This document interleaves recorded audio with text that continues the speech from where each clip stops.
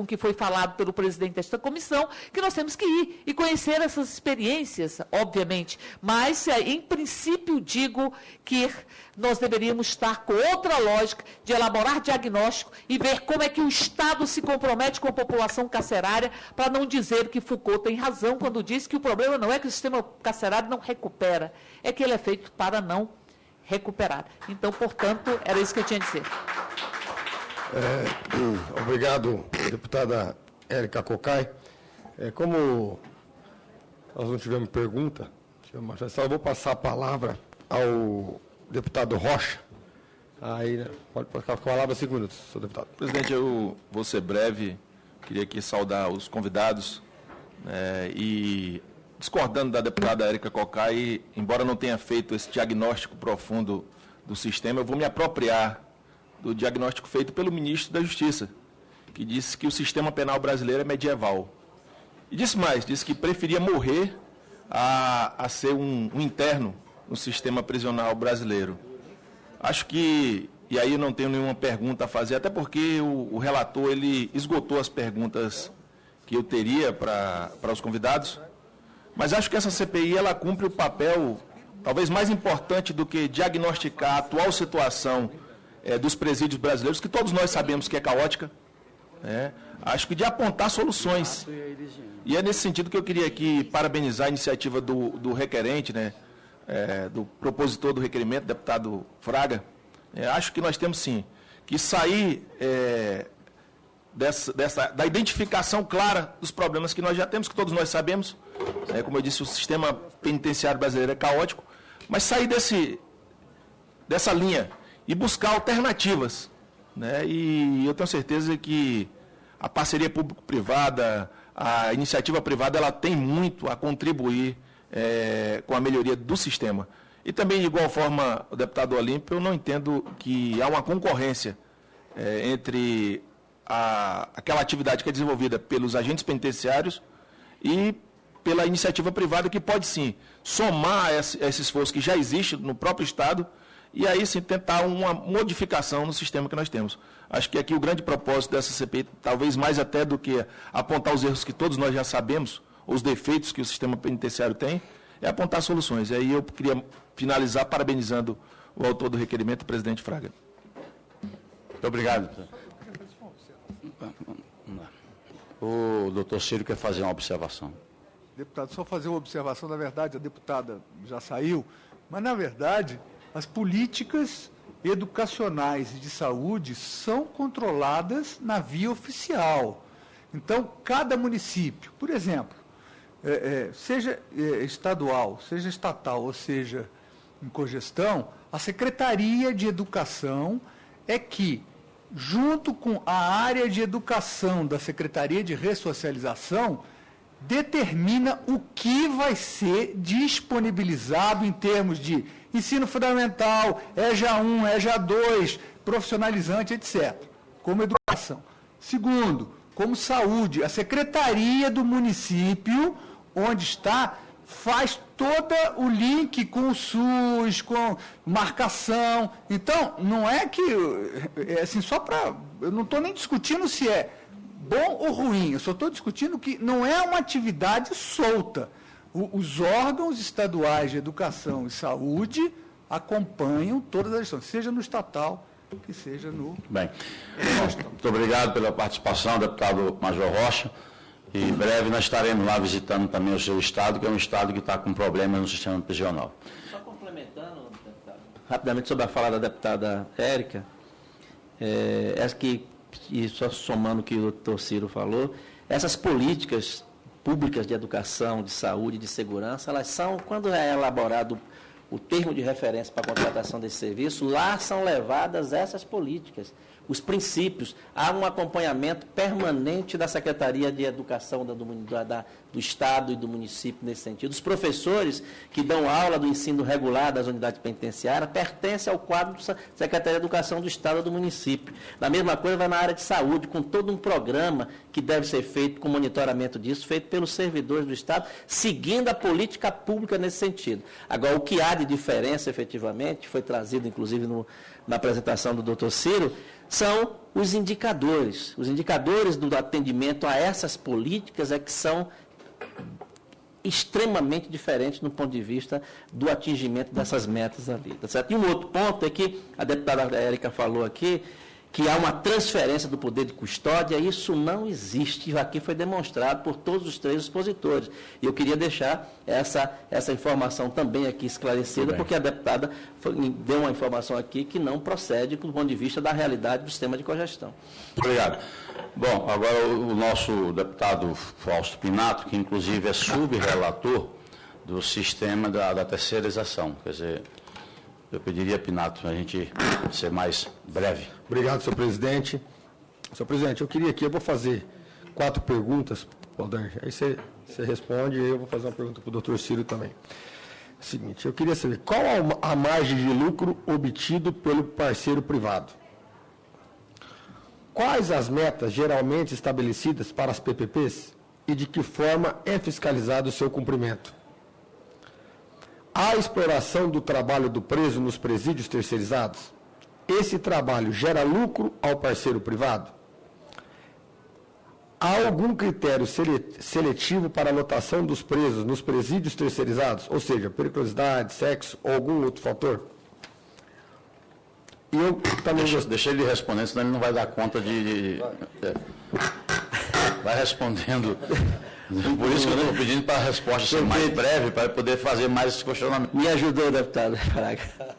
Mas, deputado Fausto, a lucratividade de uma empresa dessa área é típica da lucratividade média brasileira. Você tem aí lucratividade que varia de 5% a 8%, muitas vezes essa lucratividade comprometida quando você tem uma inadimplência, por exemplo, do Estado, que pela essa ausência de política pública, de um entendimento ali, pratica a inadimplência, atrasa pagamento de faturas do prevista contratualmente, não respeita nos prazos corretos os períodos de repactuação dos contratos, estabelecido nos contratos, e aí tem época que aí essa lucratividade passa a ser comprometida. As metas são estabelecidas de seguinte formato, deputado. São metas estabelecida para todo o funcionamento da unidade lá. Você tem meta para ressocialização, você tem meta de reeducando, trabalhando, estudando, você tem meta de reeducando, praticando atividade religiosa, cultural, esportiva, você tem meta sobre qualidade de alimentação, você tem meta sobre qualidade da manutenção predial, da manutenção dos equipamentos, da manutenção da frota, você tem meta com relação a efetivamente os custos que você tem ali estabelecido, você tem meta de todos, é um conjunto de aproximadamente, a PPP de Minas Gerais, para o senhor ter ideia, tem um conjunto de metas, de indicadores, de mais de 200 indicadores sobre isso. As PPPs que nós modelamos, eu tenho indicadores da ordem de 80 a 70, de uma forma mais condensada e mais objetiva. E quem afere isso?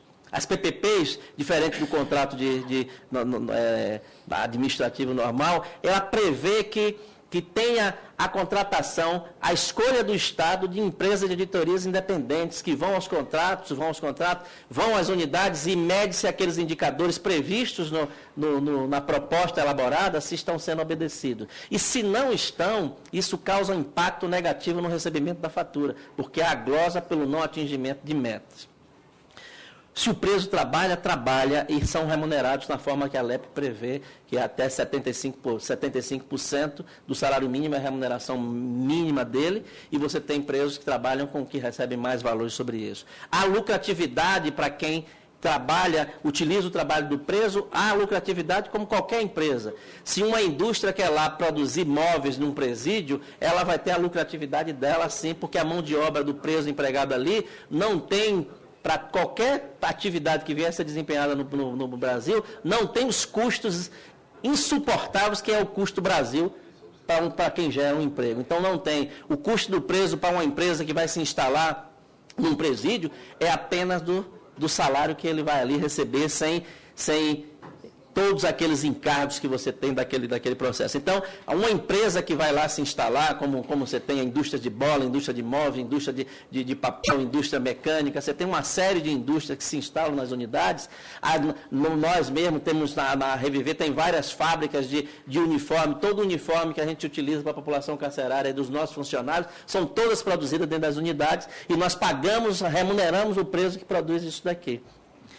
E se já era, então era a última pergunta que parou ali quando o senhor foi.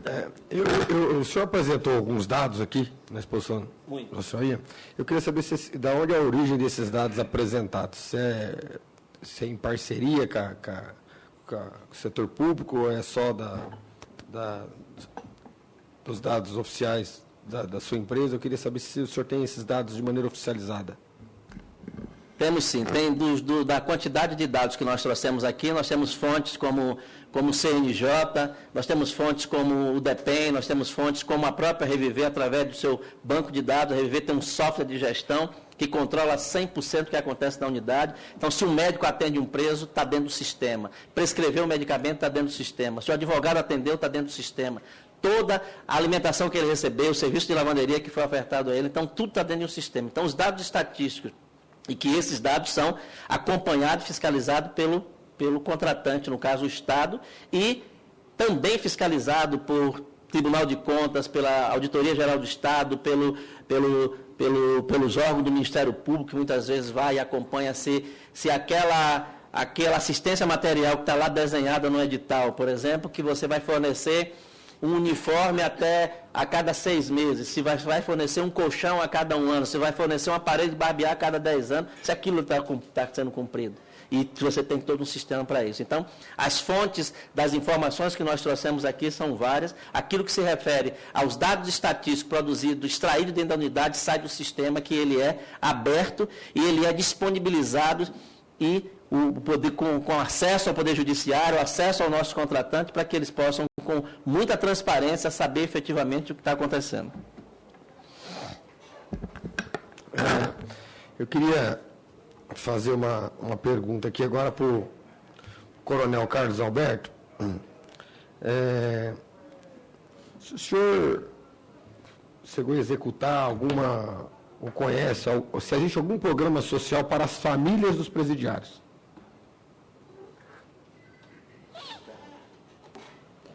Em Alagoas, através da gerência de reintegração social, a gente mantém um diálogo constante com as famílias dos presidiários, mas efetivamente um programa voltado para capacitação ou qualquer outra atividade lá não existe.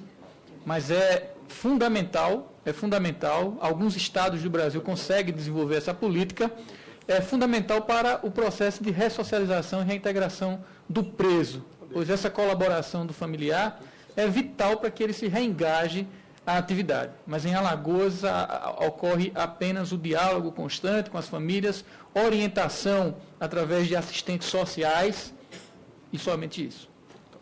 Obrigado. Eu queria aqui solicitar, se o senhor Odair pudesse passar esses dados para a CPI aqui e dizer o seguinte, senhor presidente, os requerimentos, inclusive, que pede a visita em Alagoas, da nossa autoria, já está em pauta para a próxima semana. E eu queria aqui também falar em 2 minutos, pena que o promotor não está aqui, mas eu queria o Odair e o coronel, que a gente vai ter também uma questão que a gente vem estudando, o presidente vem cobrando muita gente, a gente vem se debruçando no assunto, que uma das questões também que vira a cadeia é a questão da execução criminal. E eu queria aqui deixar uma sugestão, se não era o caso, de principalmente desses sistemas prisionais e tal, ter um judiciário, pelo menos uma vez por semana, senhor presidente, despachando lá junto com o Ministério Público, Defensoria Pública, né, porque a gente vê que a assistência judiciária é muito importante. E deixar aqui meu repúdio em relação ao Poder Judiciário cuidar do sistema carcerário. Eu acho que o Poder Judiciário hoje está sobrecarregado e não dá conta de cuidar nem do processo de execução dos presos, quanto mais cuidar do sistema carcerário. Eu acho que isso é uma falácia, é Uma coisa, não tem condições, né? Quem sem cuidar de presa é pessoas especialistas em presa. E queria fazer uma última pergunta aqui, para deixar, que o maior problema que a gente vai tendo, estou vendo um representante ali, que aliás, nós estamos no debate para estar conversando, se tem que a questão de subsistir o sistema terceirizado junto com os agentes carcerários, se causa algum prejuízo a tanto essas carreiras, eu vejo o Major falando, mas, enfim, e a deputada Érica Cocai também sempre costuma falar e sair. Né? Eu queria dizer o seguinte, nós precisamos aqui, senhor presidente, comprar várias televisão para dar para alguns colegas. Por quê?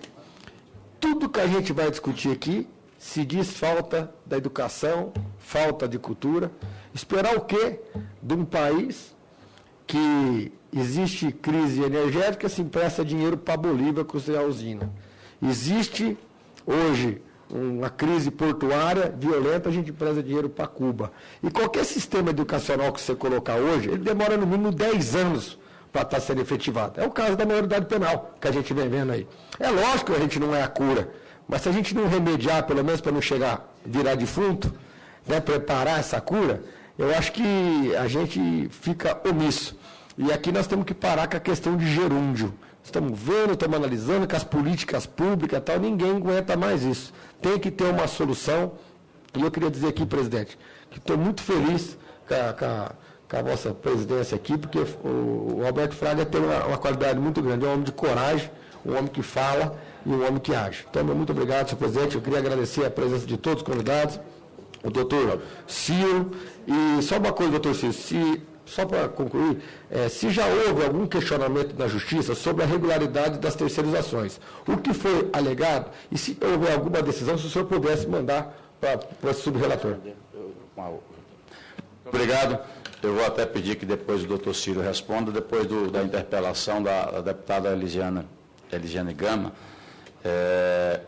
por causa do decorrer do nosso tempo. E outra coisa, já foi dito aqui, Pisnato, você tinha dado uma saída, com relação à questão do sistema dos agentes penitenciários. Já mostraram aqui, com dados e números, que nada interfere numa função sobre a outra. Então, a gente só precisa convencer lá a moçada que ninguém vai perder emprego, e etc, etc. Deputada Elisiane. Senhor presidente, senhoras e senhores parlamentares, os membros da mesa, queria cumprimentá-los, dizer que esse é um assunto importante e especialmente para nós, e aí eu falo bem para mim, que é do meu estado do Maranhão, que vive uma realidade dramática referente ao sistema prisional, né? Nós temos de uma forma muito reiterada rebeliões que acontecem com muita frequência de um problema que poderia ser resolvido hoje e que não se resolve, se passa uma semana e que lá você tem, às vezes até quinzenalmente, semanalmente, casos de rebelião e mortes dentro do sistema também nessa média. Nós temos, por exemplo, no Maranhão, a média de uma morte, 1 a 2 mortes por mês dentro do sistema prisional. E isso realmente é algo muito sério. E quando se fala dessa questão do sistema prisional a partir da terceirização e a partir da privatização, eu, pessoalmente, fico com alguma preocupação, não apenas nessa perspectiva da transferência do poder punitivo do Estado para o sistema privado, mas, notadamente, no meu entendimento, pela falta de uma eficiência do próprio poder público. Né? O deputado falando da questão da educação. A questão da educação é um fato. Eu não vou nem colocar 10, 15 anos, ou que, naturalmente, que é um resultado muito mais pleno da educação. Mas, por exemplo, vou citar o caso do meu estado. Na penitenciária de Pedrinhas, que havia um programa de educação arrojado e forte, foi eliminado. Na penitenciária de Pedrinhas, por exemplo, que era chamada, inclusive, penitenciária agrícola de Pedrinhas, o programa de trabalho de presos foi eliminado. Até o nome agrícola foi também extinto. Ou seja, ao invés de funcionar o programa educativo, que deveria estar funcionando à altura, o programa de saúde, por exemplo, que também não existe lá, acabou sendo eliminado ao longo do tempo. Hoje, na atual gestão, se tenta reaver isso, mas, na verdade, foram eliminados. O que aconteceu? O problema de rebelião acabou acontecendo de uma forma rotineira, não é? De uma forma sistemática.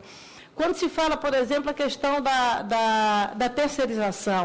É o principal problema hoje no meu estado, a questão da terceirização. Porque a alimentação que deveria custar, que poderia custar um valor X, por exemplo, se o programa agrícola da penitenciária estivesse funcionando, custa 5 vezes X, e é exatamente por conta desse problema que nós temos na maioria das vezes rebelião. Né? Aí, por exemplo, a questão de saúde, a questão da alimentação e outros programas mais, exatamente está na terceirização, pela rotatividade que é muito grande, pela não permanência desse profissional, pela falta de qualificação, às vezes técnica muito mais aprofundada, para que ele pudesse dar um retorno para o sistema. Então, para a gente fica muito claro que está exatamente aí o problema. Por exemplo, a gente está falando aqui de Ribeirão Preto, não é? que são exemplo num primeiro momento que nós temos. Lá nós temos um contrato de 30 anos. 90% tem que estar preenchido de vagas, né? Então, parece que nós precisamos ter muito mais presos, ao invés da gente trabalhar para uma redução. Foi colocado aqui esses verdadeiros mutirões que, às vezes, precisam ser realizados. Por exemplo, no meu estado, nós temos uma vara de execução penal funcionando, para atender um estado que hoje nós temos 5 mil presos, com possibilidades e mandados que poderiam estar sendo executados e que não estão sendo executados, e processos que se arrastam anos a fio. Por exemplo, uma das pessoas que foi degolada na última rebelião que nós tivemos, ele estava em prisão preventiva 2 anos dentro do sistema. Um deles estava cumprindo, ele já havia cumprido a sua sentença, que era algo em torno de 1 ano e meio, e ele estava lá mais 8 meses, aguardando o alvará de soltura. Ou seja, ele estava cumprindo a pena de uma forma continuada. Ou seja, a ineficiência do Poder Judiciário, que precisaria ter, precisamos ter muito mais estrutura, mas também ineficiência. Nós temos uma série de ineficiências dentro do sistema público e que parece, num primeiro momento, ser muito fácil tirar essa responsabilidade daqui e colocar para o privado, que, é claro, o lucro é colocado como prioritário. Não se pode dizer aqui que não é, porque é um fato, tanto que é muito mais caro. E eu acho que falta muito para nós elementos muito mais substanciais para isso. Nós precisamos ter muito mais na nossa mão o que nós temos realmente de reincidência. Qual é o nível de reincidência do sistema público e qual é o nível de fato de reincidência do sistema prisional. Qual é esse preso? Qual o tipo de seleção desse preso? É mesmo os presos que cometem crimes de maior potencial ofensivo ou não? São aqueles presos mais perigosos ou não, né? Porque as informações que chegam para a gente, de algum lado chegam, olha, não é, são pré-selecionados, estão lá aqueles presos no sistema prisional que tem um nível de periculosidade menor. E quem está no sistema prisional e quem está lá no sistema privado diz, não é. Estamos com os presos, que são os presos mais perigosos, o nível de ressocialização maior. Então, assim, fica muita coisa no âmbito do discurso. Eu acho, presidente, que inclusive é uma responsabilidade dessa CPI, que tem o poder, inclusive, de requisitar dados e informações, se não vier, fazer mandado de busca e apreensão, se for o caso. Mas nós precisamos ter esses números, nós precisamos ter esses dados, até para o nosso juízo de valor ser muito mais apurado. E nós temos muito mais elementos para fazer uma defesa maior. Porque, num primeiro, eu, pelo menos, ainda não consegui me convencer de que o sistema privado é o sistema mais efetivo. Para mim não fica claro isso. Eu acho que nós estamos abrindo mão de uma responsabilidade que é do poder público e passando, porque parece que é o caminho mais rápido, como é a questão da redução da maioridade penal. Parece que é muito mais fácil a gente reduzir logo a maioridade penal do que tentar o trabalho de ressocialização. Por exemplo, quando a gente fala da APAC, que parece-me que já foi feito esse debate aqui, né? Nós temos aí um nível de reincidência minúsculo, quase inexistente, com um valor menor, mas a APAC só recebe um tipo de preso. Ou seja, aquele preso que é mais perigoso está lá no sistema público. Então, eu vejo que é um papel dessa CPI de buscar, de fato, esses elementos para termos, ao final dessa comissão, encaminhamentos muito mais consistentes para que nós tenhamos, de fato, uma melhoria desse sistema, que nós já chegamos a quase 1 milhão de presos. Eu estou vindo da outra reunião também de segurança que falava que nós estamos chegando a quase 1 milhão de presos no Brasil. Com os presos provisórios. Exato, com os presos provisórios, com aqueles que estão, inclusive, também em regime domiciliar, que são incluídos nessa faixa de mais de 700 mil presos no Brasil. Então, realmente é uma quantidade enorme. Ou nós daremos uma contribuição com dados e elementos e encaminhamentos mais consistentes, ou então, realmente, nós não vamos resolver um problema. Agora, quero só finalizar, presidente, que eu queria, inclusive, discordar do subrelator. A educação ela é fundamental. E não é só para uma perspectiva de 10 anos, não. Ela é para uma perspectiva presente mesmo. Porque se as escolas dentro do sistema prisional, se o trabalho de alfabetização, não apenas de alfabetização, mas da educação mesmo, como um todo, né, ensino fundamental, ensino médio, elas estivessem funcionando, porque quando elas estão funcionando, o resultado é diferenciado. Eu digo isso porque eu acompanho isso e acompanhei isso presencial dentro do meu estado. Quando o trabalho de educação está funcionando, o resultado é diferente. A maioria das rebeliões acontecem por quê? Acontecem exatamente por fragilidade no sistema, porque a comida não presta e não presta mesmo. Porque os médicos não estão mais indo lá e não estão indo lá, porque as condições não estão sendo favoráveis para isso. Então, são essas falhas que ocasionam, na maioria das vezes, essas rebeliões. Muito obrigada. Obrigado. Só para ela me citou, é o seguinte, eu não sou contra a educação. O que eu quis dizer foi simples e puramente que dá a impressão aqui que a gente vai lá fazer uma reunião com o Ministério da Educação e está resolvido o problema. Se não consegue dar educação, colega, nem para solto, você imagina para presidiário. O que eu estou dizendo, precisa dar, mas para começar a fazer, efetivar essas políticas públicas, tem que começar um trabalho agora. Esse é um debate longo, a gente sabe que isso vai longe. Precisa dar, deputado. Eu quero só dizer a Vossa Excelência que... Eu concordo. Não, pois é, mas a gente não pode nem dizer a possibilidade de rechaçar isso, de dizer que isso não é algo importante. É outra fundamental até para agora. Eu acho que uma escola, quando uma sala de aula está funcionando hoje, segunda-feira, ou daqui a 8 dias, você já tem um resultado, porque o detento já está indo para lá, já está começando a ter uma visão diferenciada. Então, se eu estou querendo colocar isso, que não é apenas um resultado a médio e longo prazo, é um resultado imediato, porque é imediato, sim. Sem dúvida, quando o preso, quando o detento quer estudar, ele estuda. Isso aí a gente sabe que é assim. Eu não vou, como não foi feito pergunta, mas só dizer um dado, deputada, que o Odair colocou, ele colocou na explanação dele, ele fez um paralelo da reincidência do privado e o público. Você não fez isso? Fez, né? Então foi mostrado aqui, depois eu lhe encaminho, devido ao avançado do tempo. Ou então, na hora que a deputada Carmen fizer os questionamentos... E aí eu sugiro, presidente, que a gente traga também aqui, porque é o que me parece, os membros da mesa, todos têm a defesa do privado. Eu acho que nós precisamos fazer uma outra audiência com representatividade da visão pública, porque nós vamos fazer uma Foi feito na passada, nós trouxemos os agentes, a maioria dos representantes dos agentes penitenciários, que se mostraram contra a terceirização. E aqui, numa reunião com os parlamentares, nós decidimos trazer agora... Na audiência seguinte, era trazer o grupo da terceirização, mas foi bem colocado aqui pelos agentes penitenciários que eles são contra a terceirização. Eu só cobrei deles, porque muitos vieram aqui, só falaram e não trouxeram dados. Mas nós, inclusive, falamos, olha, não adianta só dizer que é contra a terceirização e não falar por quê. Isso não foi cobrado deles aqui e tiveram 5 representantes, foram 5... Entre eles está um ali, que pode nos ouvir, e 7, foram 7. Não foi perguntado sobre isso, sobre a terceirização? Então, só para que a deputada possa... E ali é um presidente da Federação Nacional dos Agentes Penitenciários. Para encerrar, eu vou conceder a palavra à deputada Carmen Zanotto. Obrigada, presidente. Eu estava inscrita, mas pedi para trocar minha ordem em função da necessidade de sair nas outras tarefas que a gente tinha na casa na manhã de hoje.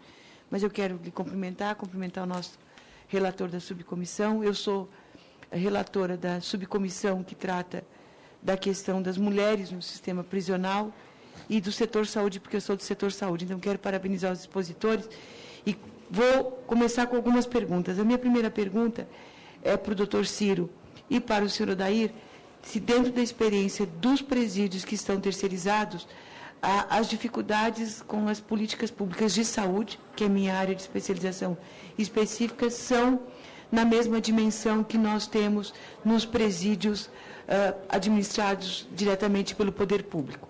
Por que eu coloco isso? Porque em 2003, quando eu estava na Secretaria de Estado da Saúde, o Estado declarou situação de emergência no sistema prisional de Santa Catarina.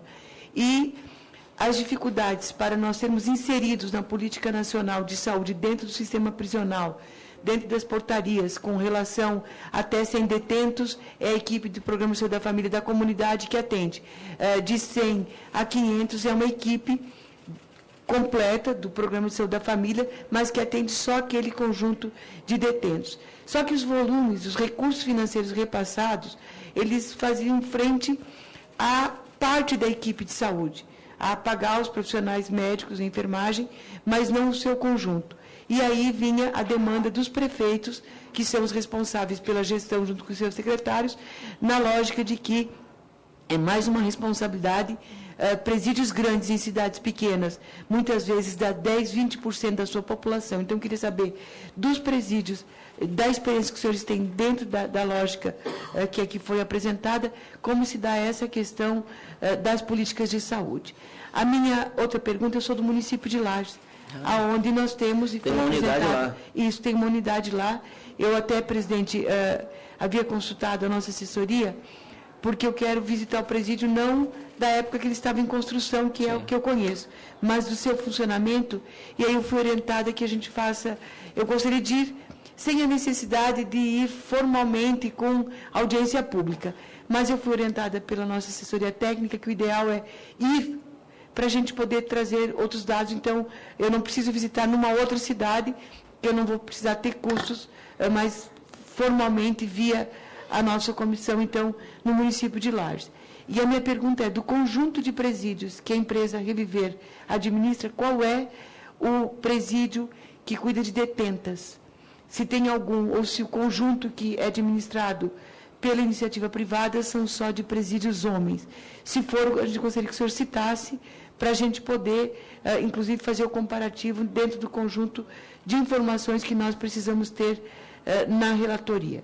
E, por último, e não menos importante, é a questão da ressocialização, né? É a questão da necessidade, da importância que nós temos da formação, da educação e do acolhimento dessas pessoas cerceadas da liberdade, mas quais são as áreas específicas que estão tendo de atuação na profissionalização de quem está cerceado da liberdade? Perfeito. Posso me pronunciar aí, presidente? Pode ter uma palavra. Ok. Deputado, as colocações da senhora são bem pertinentes e que nos dão uma oportunidade de falar um pouco de outras coisas que aqui não foi ainda abordada.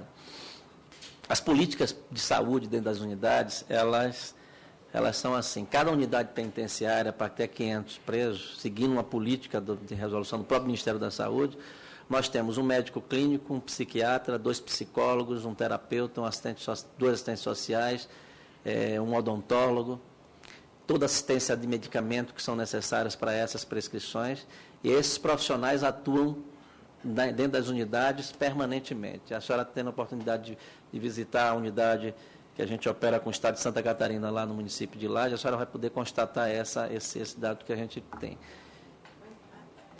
Essa portaria é que nós tivemos dificuldade. De 2013 a 2010, nós não tínhamos conseguido implantar em nenhum presídio de Santa Catarina, em função da remuneração que o Ministério repassa ao conjunto de estados e municípios que têm um presídio naquele território. Então, qual era a demanda do prefeito do pequeno porte? É isso que eu preciso saber, se vocês têm essas dificuldades. O detento precisa de um exame. Ele não consegue. Ou eu não vou me habilitar, eu como gestor municipal, a incluir uma equipe, se o presídio tem acesso, tem detentos ou mais, não me habilito por quê? Porque vai sobrar para mim, município, a questão complementar, que é, eu tenho equipe lá dentro do presídio, mas eu vou precisar do internamento hospitalar, eu tenho teto financeiro. Eu preciso do exame de raio-x, é fora. Eu preciso da ultrassonografia, é fora. Então, os exames de laboratório. Então, na minha época, pelo menos até 2010, por isso que eu estou questionando, a dificuldade de adesão à política nacional de saúde no sistema prisional se dava em função da baixa remuneração e da falta de complementação para aquele território, para aquele gestor, dos exames que disputava, é claro. Gente, nós trabalhamos no SUS, da legislação do SUS eu conheço bem. O que acontece? Eu tenho tetos financeiros para exames, por exemplo, para ultrassonografia ou para ressonância. Aí, se eu tenho um presídio com 500 detentos, eu vou estar disputando aquela minha cota de exames com aqueles detentos. Então, o que eu sentia e o que era a nossa realidade, e eu acredito que ainda seja, a dificuldade de dar continuidade no procedimento por falta da devida cobertura extrateto, vamos dizer assim, para esta população que está cerceada da liberdade dentro do território daquele gestor municipal. Por favor. Com a palavra, doutor Ciro. A senhora tem toda a razão, deputado. Toda a razão. O problema de saúde é gravíssimo, né? Na capital, em Maceió, para atender os 3 mil e poucos presos, né, o município termina atendendo através de um TAC. Nós fizemos um TAC entre o Ministério Público, eles cedem os médicos. Primeiro, assim, já temos um problema assim, que a maioria dos médicos não quer trabalhar em unidade prisional. Já começa o problema aí, né? Então, funciona precariamente. Tudo que a senhora falou, a senhora tem um conhecimento aprofundado disso. Agora, quando se precisa de exames, internação, intervenção, via de regra, nos casos mais graves, estamos recorrendo ao judiciário, né, e da seguinte maneira: como a lei prevê a assistência integral ao preso, é obrigação do Estado, quando o gestor médico da ponta se recusa a recebê-lo, diz, não, vai para a fila do SUS. Mas ele, na verdade, ele não pode ir para a fila do SUS, porque ele está privado de uma série de direitos, né? Então, o que tem acontecido? Sai um mandado de internação e juntamente condicionado. Se não cumprir, prende o diretor do hospital. É assim que a gente tem internado os casos graves. Isso na capital. No interior, isso público, porque a capital só tem público. Na cogestão, que é sertão, né? Eventualmente, um período eu estava substituindo nesse município. A Secretaria de Saúde, num primeiro momento, resistiu. Ela resistiu a fazer essa gestão. Queria que fizesse só com o privado.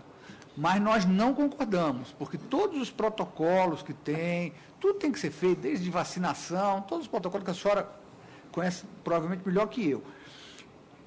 Não chegou a se fazer um TAC, mas é uma resistência grande. Só com a intervenção, né, do Ministério Público e às vezes extremada da Justiça é que se consegue fornecer um nível baixo. Eu estava procurando a palavra aqui, né? No público é péssimo, péssimo. Eu tenho um médico para 1.000 pessoas e não é todo dia. Tem 3 psiquiatras para 3.700 presos. Então, assim, problema de saúde é um problema sério. O Estado monitora através das prefeituras, monitora, mas a gente tem que estar sempre em cima, porque se deixar, é como o senhor fala, ele está disputando o mesmo teto, né? O mesmo ultrassom que ele tem. O município lá tem 50 mil habitantes, eu tenho 800 detentos. Esse detento está disputando o ultrassom com... Então, é um problema muito, muito sério. Agora, a lei diz que o Estado tem que prover o atendimento ao preso. Bom, falta uma resposta do... E esses profissionais todos, as unidades têm. Tem lá o médico, tem lá com toda a dificuldade que é da remuneração, que a senhora falou muito bem aí, com relação a isso. Presídio feminino, nós temos 2 unidades. Temos uma unidade no estado do Espírito Santo, e uma que é um misto, são 2 unidades, uma do lado da outra, uma masculina de 444 vagas e uma feminina de 90 vagas, e tem no município de Juazeiro, na Bahia, uma unidade que uma parte ela é masculina e feminina. Com relação à ressocialização que a senhora falou ali, eu ia dizer aqui ao deputado, as políticas que são desempenhadas, e aqui a gente fez uma demonstração de quais são os pilares que a gente utiliza para poder atingir as condições de ressocialização, que é estrutura física versus assistência versus atendimento, suportada por mão de obra capacitada, motivada com recursos materiais e processos. É esse o conjunto que nós apresentamos aqui como fator para que se atinja efetivamente a tão esperada a ressocialização. Satisfeito, deputado? Bem, senhores, eu quero agradecer em nome da comissão a presença de todos, parabenizar a todos pelo trabalho. Quero especialmente, fico contente como um coronel de polícia vendo um colega desempenhar um trabalho tão bom e com sucesso como é o seu lá, coronel Carlos. E isso mostra até que tira algumas barreiras, mostra que a Polícia Militar, por baixo da farda, tem muita gente boa ali que tem serviços relevantes a prestar, né, para a sociedade brasileira. Então, parabéns a você, parabenizo também o nosso promotor, que também tem uma luta dura, árdua com relação a essa questão, e o desafio que o Odair está vencendo as barreiras. Eu acho, na minha opinião, como um policial, como operador que fui durante quase 30 anos, nós sabemos que algo precisa ser feito. O que me deixa entristecido é que a gente tem um governo que sabe dos problemas, sabe onde é que estão os problemas e nada acontece. Os anos estão se passando. É claro que todos nós defendemos a educação, acho que a deputada Elisiana não entendeu a colocação do Pinato, é que educação, a gente está falando tanto de educação, mas desde que eu era criança que eu escuto. Olha, o jovem é o futuro do país, não é isso que a gente escutava? E a educação é a base de tudo. Claro que é, mas não acontece. É o que fazer com um problema que está diante dos nossos olhos. Esse é o desafio. E certamente nós temos, mais uma vez, eu ratifico e cobro dos componentes dessa comissão. Essa comissão, por ter uma composição diferenciada das demais, nós temos que apresentar uma proposta, pelo menos que aconteça. O trabalho realizado pela comissão anterior foi muito bonito. Eu concordo, tem livros, tudo, mas não aconteceu, deputada Carmen, nada do que foi proposto numa comissão de 2007, se eu não me engano. 2007. E hoje aqui, eu não sabia, teve uma comissão, já teve uma comissão parlamentar de inquérito sobre o sistema prisional em 1976. 76. Eu acho que eu nem era nascido, mas... 38 anos atrás. Então, eu estava engateando. Pois bem, dito isso, eu quero agradecer, desejar sucesso mais uma vez, Odair, continue firme. A gente sabe que a iniciativa privada, o principal é o lucro, a gente sabe disso, mas eu acho que é como uma forma de trabalho de você, né, pegar aquele material humano que o Estado não dá conta de recuperar e recuperar. Nós vamos fazer questão de visitar as suas entidades, seus estabelecimentos, para a gente tirar a prova da prova São Tomé, né? Do ver para crer. Ok? Então... Me permita só, deputado, fazer uma entrega à Vossa Excelência e à comissão dessa palestra que apresentamos aqui, só que aqui tem dados muito mais completos, porque o tempo não nos permitiu, eu queria passar aí para a comissão, e passar aqui um relatório anual com dados estatísticos aqui da nossa empresa, que tem aí muita informação que eu tenho certeza que vai ajudar essa comissão nas suas conclusões. Aqui é o disquete. Aí está o esse funciona, né? E dizer que essa visitação que os senhores deverão fazer às unidades, isso tem uma importância extraordinária. Tudo aquilo que foi falado aqui,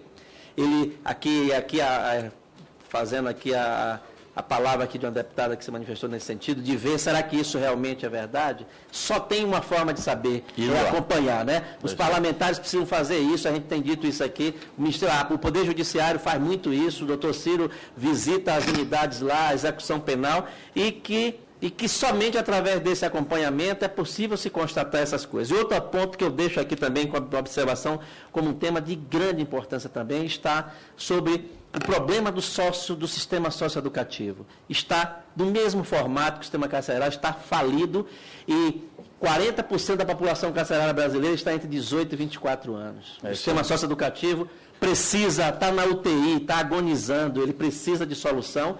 Eu não sei até onde essa comissão poderá inserir nos seus trabalhos um debate com relação a esse tema aqui, porque está engrossando aqui o sistema penitenciário. Quem sai consegue estar vivo, quando completa a maioridade, vai para o sistema penitenciário, a grande maioria. E é preciso dar um basta nisso. A deputada Carmen Zanotto é também a subrelatora da questão do adolescente. Nós temos um trabalho muito grande nessa área, deputado. Nos colocamos à disposição, porque temos uma outra empresa que cuida dessa área do socioeducativo, e nós temos material muito importante e que eu coloco à disposição de Vossa Excelência, desejando. Muito obrigado. Bom, dito isso, quero mais uma vez agradecer a presença de todos e nada mais havendo a tratar, encerro os trabalhos e antes convocando sessão para a próxima semana, mas que será informado via WhatsApp pelos nossos membros e pela nossa assessoria, pela nossa secretaria. Está encerrada a presente sessão. Muito obrigado.